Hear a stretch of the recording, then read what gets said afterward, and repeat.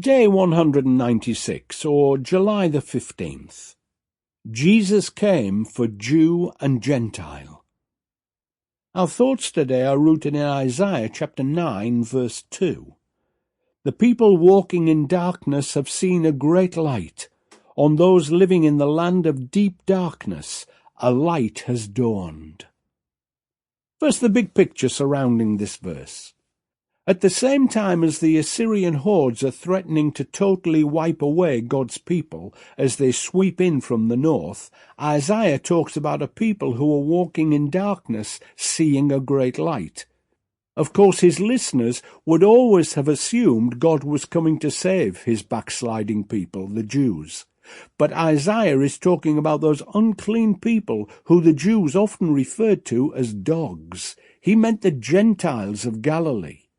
By the time Jesus came and lived in Galilee, it was relatively secular and cut off from Judah by a nation of mixed-race people called the Samaritans.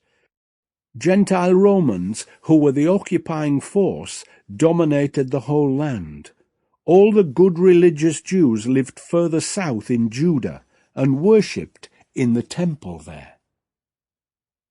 And now today's action step.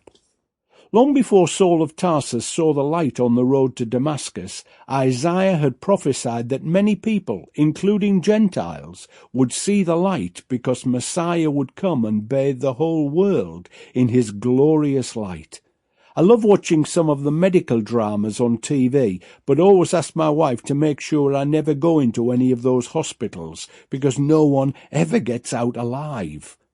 When they need to see better in the operating theatre, they always ask for more light, but sometimes this simply confirms that the case is hopeless and the patient will die.